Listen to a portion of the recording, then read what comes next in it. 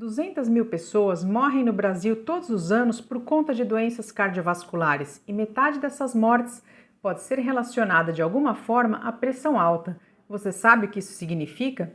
Eu sou Márcia Pauferro, professora e farmacêutica, e no vídeo de hoje eu vou te explicar o que é pressão alta, como essa doença pode ser tratada e principalmente como ela pode ser prevenida. Se este assunto despertou seu interesse, já deixa aqui seu like. Vamos lá, me acompanhe para saber mais.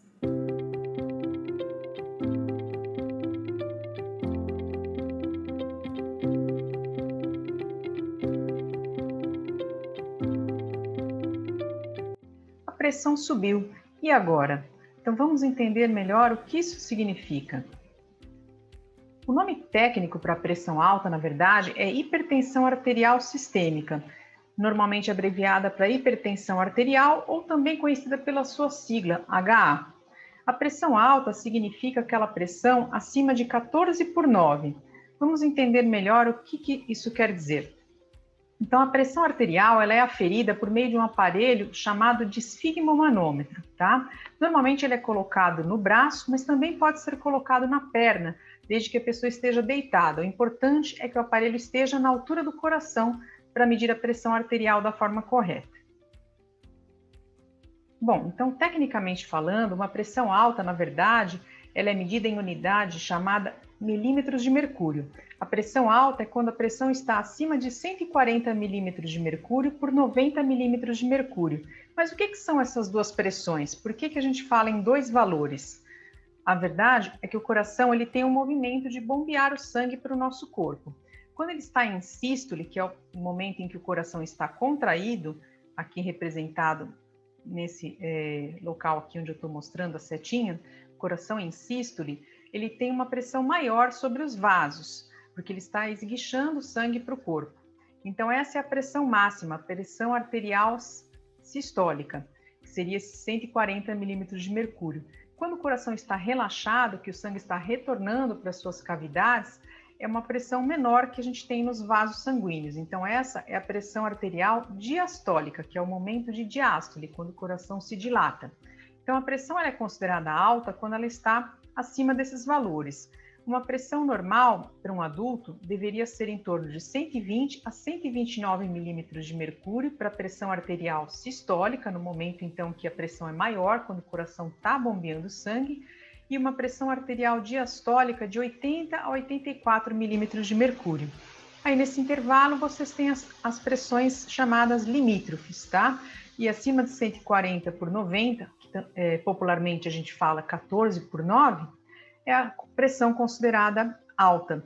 Mas lembre-se que uma única leitura não significa que a pessoa tenha um diagnóstico de pressão alta, tá? Para ser diagnosticada com hipertensão arterial, é necessário passar por uma avaliação médica completa e realizar alguns exames complementares, tá ok? Mas de qualquer forma, uma leitura de pressão bem feita por um profissional devidamente habilitado, um farmacêutico, um médico, um enfermeiro, ela vai ser um indicativo de que há alguma coisa no seu corpo que merece ser investigada. Então, é motivo para você ir ao médico e averiguar melhor o que está acontecendo com a sua pressão arterial. Mas uma leitura isolada, ela não quer dizer necessariamente que o paciente possui, ou melhor, que a pessoa possui pressão alta, tá bom? Então, assim, essa pressão, ela manifesta algum sintoma? A pessoa que tem pressão alta?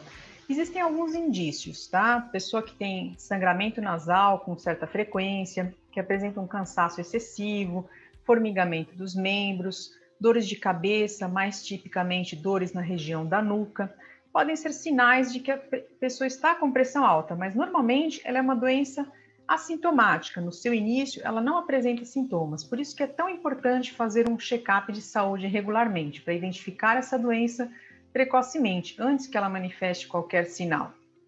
Na verdade, essa pressão alta nos nossos vasos sanguíneos é como você tem uma mangueira de água sofrendo uma forte pressão. Então, ela vai causando lesões nessa mangueira e também em alguns órgãos-alvo. Veja o que acontece. A pressão arterial, ela tem alguns órgãos-alvo onde vai ser mais propenso a lesões. E quais são? São órgãos bastante importantes para o nosso corpo. É o coração, o cérebro, os próprios vasos sanguíneos, que vão estar sujeitos constantemente a uma pressão arterial acima do normal, os rins e os olhos. E o que isso tem como consequência? As principais consequências da hipertensão arterial são aquelas relacionadas ao sistema cardiovascular. São os problemas cardíacos, insuficiência cardíaca, infarto agudo do miocárdio, as doenças renais, podendo levar a um quadro de insuficiência renal. Quando o rim não funciona direito, pode ser preciso até fazer hemodiálise, que é um aparelho para filtrar o sangue fazendo o papel do rim quando o rim não funciona mais. Derrame cerebral, que é quando ocorre um entupimento ou rompimento de um vaso no cérebro. E a doença arterial periférica, que é uma lesão, então, no sistema arterial de todo o corpo. Essas são as principais consequências, mas a gente tem também outras doenças que podem ser associadas à hipertensão, como a demência, a diabetes, a impotência sexual e distúrbios na visão, que são conhecidos como retinopatia e pode levar, inclusive, à cegueira. Então perceba que, embora a doença comece assintomática, a longo prazo ela vai trazer lesões bastante importantes. E o quanto é a incidência dessa doença? Quantas pessoas são afetadas? Vamos ver alguns números, vamos conhecer as estatísticas em torno da pressão alta no Brasil e no mundo. Então, primeiro, alguns dados do mundo. Por que a hipertensão arterial é um problema de saúde pública? Porque é um problema que merece atenção da população. As doenças cardiovasculares, como eu já disse no início, elas são a principal causa de morte no Brasil, e isso acontece no mundo todo, não apenas em nosso país. E segundo um levantamento da Organização Mundial de Saúde, que é chamado de Carga Global das Doenças, o levantamento mais recente, de 2017, apontou que a elevação da pressão arterial sistólica, aquela pressão máxima quando o coração está contraído, foi o principal fator de risco, responsável por mais de 10 milhões de mortes relacionadas às doenças cardiovasculares. Então percebam que ela é realmente um problema muito importante, que pode levar a lesões permanentes em órgãos importantes, como eu já mostrei, ou mesmo à morte. Aqui no Brasil não é muito diferente.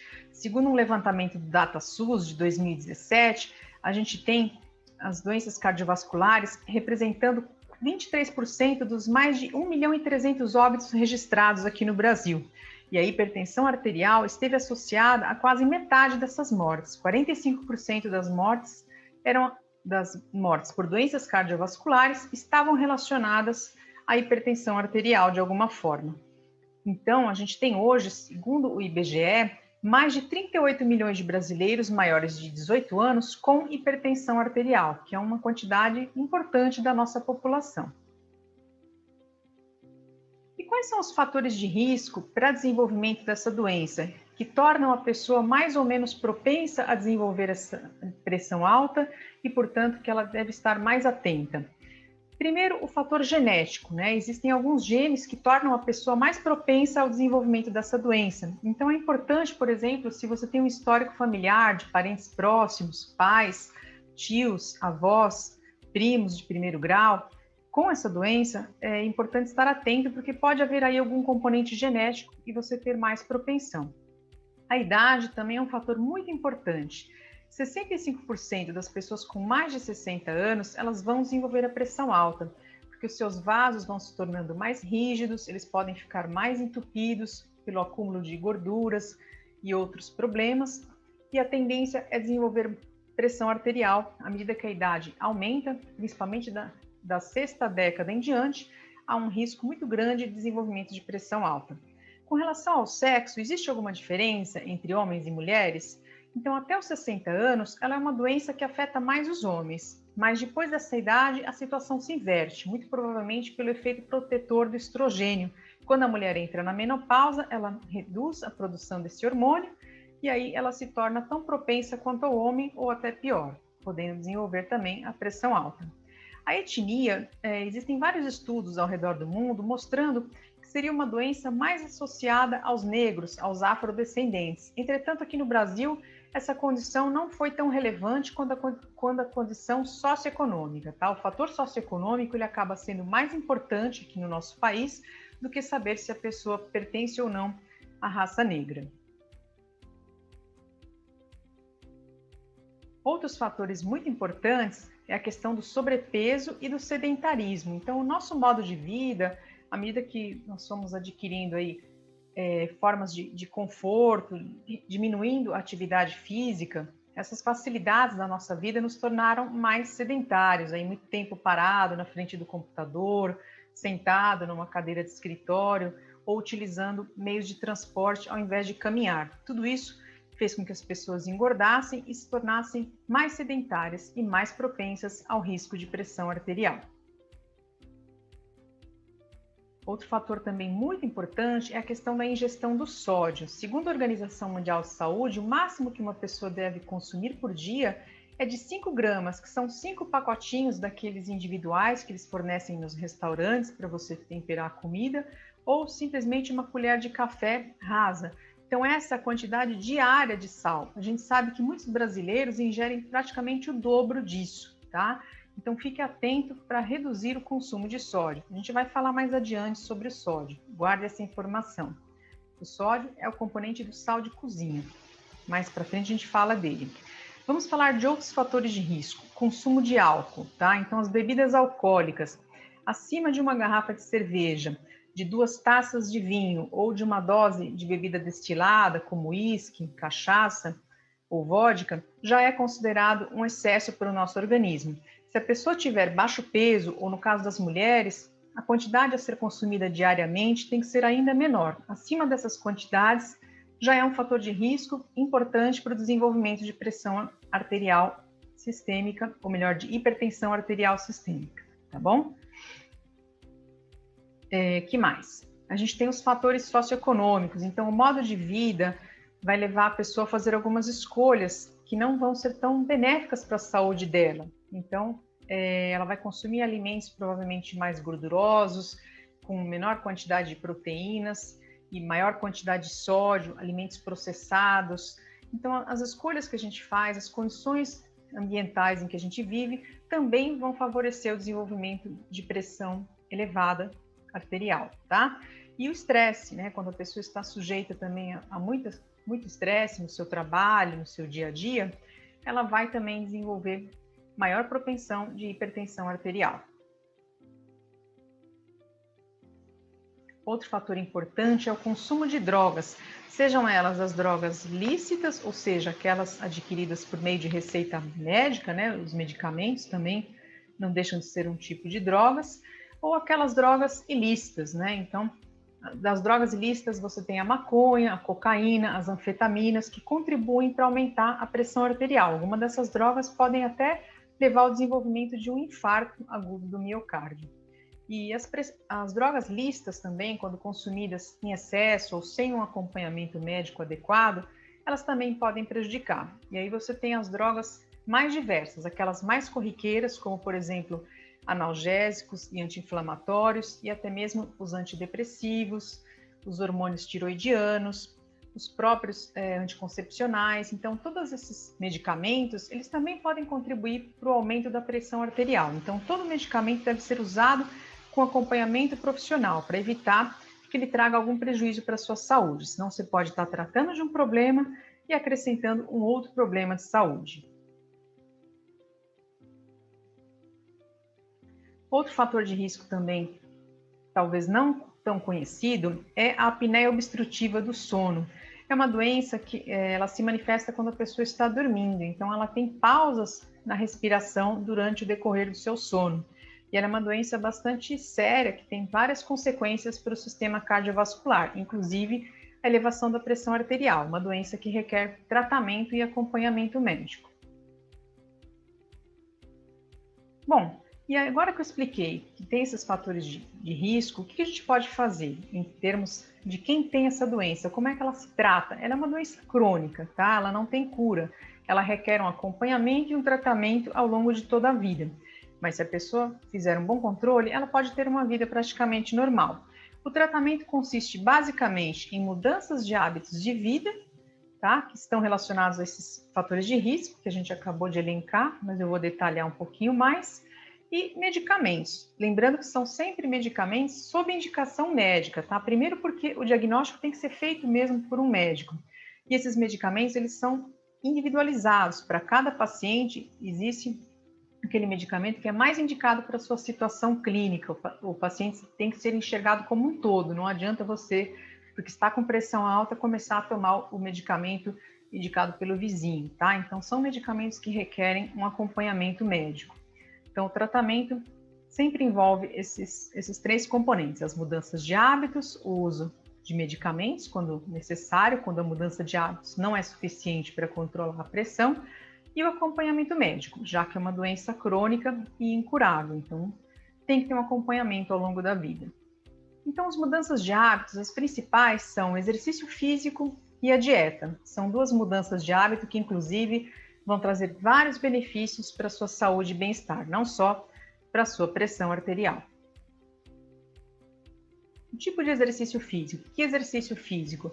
Então, se você não está acostumado a praticar, a gente recomenda apenas exercícios leves, né? Que você saia desse sedentarismo, que você faça algumas caminhadas, tá?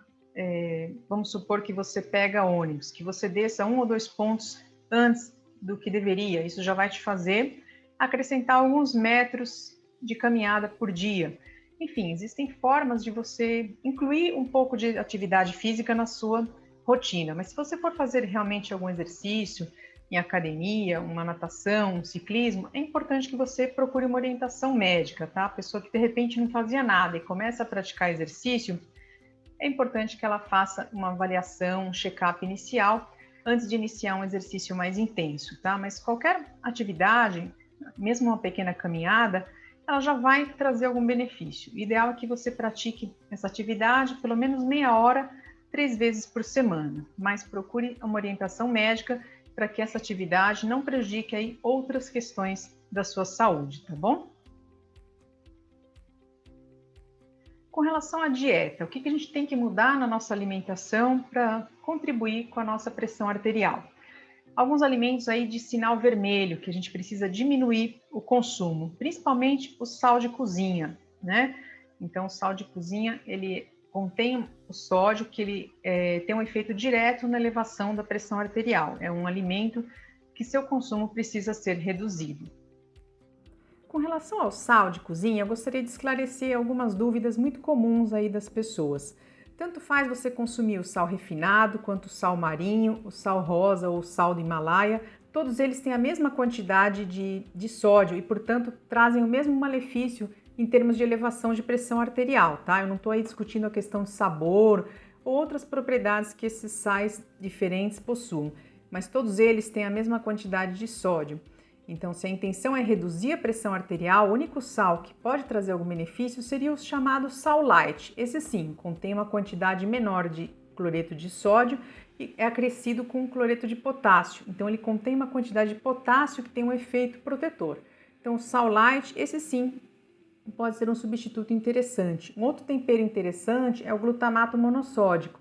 Ele é um realçador de sabor que pode ajudar a reduzir a quantidade de sal de cozinha nos alimentos, mas ele tem que ser consumido com moderação, porque ele também contém um pouco de sódio, tá certo?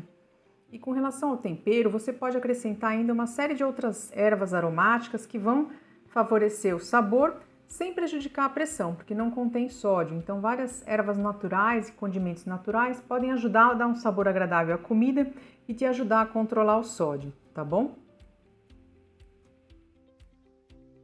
Outros alimentos importantes que você deve reduzir. Os açúcares, quando a gente fala de açúcar, não é só aquele alimento que é doce, a gente está pensando aí em farinhas, né, que são os carboidratos em geral, batata, farinha de trigo, mandioca, tudo isso tem que haver uma certa redução.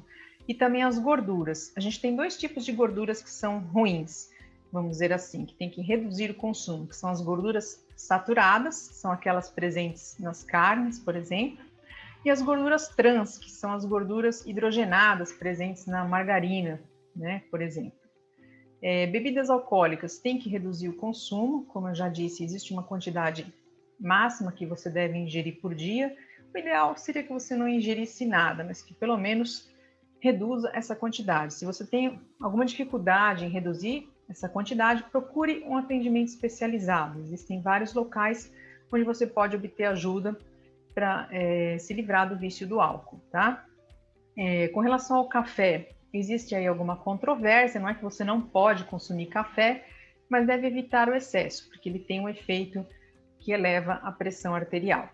As carnes vermelhas também é interessante reduzir o consumo, porque elas têm uma relação aí com a formação de trombos, né, de aterosclerose, que vão reduzir a passagem de sangue nos vasos, vão tornar vão obstruir os vasos, né? Então tem uma relação aí de gordura, carnes, colesterol, tudo isso vai obstruindo os seus vasos e vai aumentando a pressão dentro deles. Então, as carnes acabam sendo também um componente que é importante diminuir o consumo.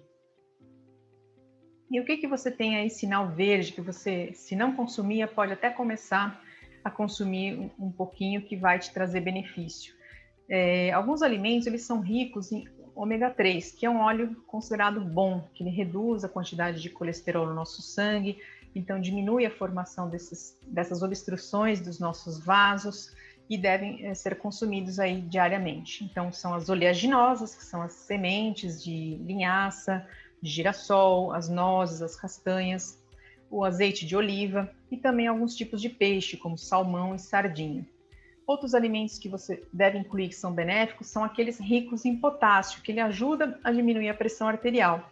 Tem o chamado sal light, como eu já mencionei, que ele tem uma quantidade de potássio como suplemento, e tem alguns alimentos que contêm potássio naturalmente, laranja, algumas verduras verdes escuras, tá? Banana, tem alguns alimentos ricos em potássio e que você pode aumentar a ingestão deles. Algumas leguminosas, né? Frutas e hortaliças também está liberado, cereais integrais, porque tudo isso também ajuda a diminuir a absorção de gorduras e vai te trazer outros benefícios. Então, são alimentos aí com sinal verde para quem quer se dedicar a reduzir a pressão arterial. E também tem algumas dúvidas com relação ao consumo de chocolate e de laticínios, tá? Tem alguns estudos apontando alguns benefícios do chocolate por conta de um ingrediente que ele contém, que é o chamado flavonoide. Ele ajuda a diminuir a pressão arterial. E os laticínios, o leite e os derivados, eles têm uma proteína do leite que também ajuda a reduzir a pressão. O problema desses dois alimentos, o chocolate e o leite, é que eles podem conter um teor elevado de gorduras ruins, tá? Aquelas gorduras saturadas, então, ou hidrogenadas, no caso do chocolate. Então, você deve consumir esses alimentos com moderação. Não é que eles são proibidos, mas precisa consumir com moderação. No caso dos laticínios, dê preferência para aqueles desnatados. E o chocolate também, um light, se possível, que contém menos açúcares, tá? E os medicamentos? Lembrando novamente que eles só podem ser consumidos com receita médica, tá? Então, sempre sob acompanhamento médico. Mas para você entender como que eles funcionam no organismo, o que eles vão fazer para melhorar a sua pressão? Basicamente, eles agem de 4 formas. Alguns deles aumentam a diurese, então eles aumentam a eliminação de líquidos pelo nosso rim. Ele vai filtrar mais o nosso sangue e eliminar mais água do nosso corpo. Então, é como a água que passa numa mangueira. Se você diminui a quantidade de água, você diminui a pressão. Então, o medicamento diurético, ele age mais ou menos dessa forma, favorecendo a pressão, diminuindo, então. Você pode também tomar remédios que dilatam os vasos, então também vai diminuir a pressão dentro deles, ou que relaxam a musculatura dos vasos. Ou ainda medicamentos que atuam sobre o débito cardíaco, que é a força de contração do coração. Então, quando ele contrai com um pouco de menos força, ele também faz menos pressão sobre os vasos sanguíneos. Então, são 4 tipos, mais ou menos, de medicamentos. Existem pacientes que conseguem controlar a pressão arterial só com um medicamento e existem pacientes que podem precisar de mais de um medicamento. Aí, normalmente, o médico vai associar medicamentos de classes terapêuticas diferentes, que tenham mecanismos de ação diferentes para melhorar a pressão arterial, tá bom? Importante do medicamento é que você lembre o seguinte, que ele tem que ser tomado no horário correto, na dose que ele foi recomendada e pelo tempo determinado. Então, não pare de tomar o medicamento por conta própria. Ele deve ser sempre acompanhado de uma orientação médica.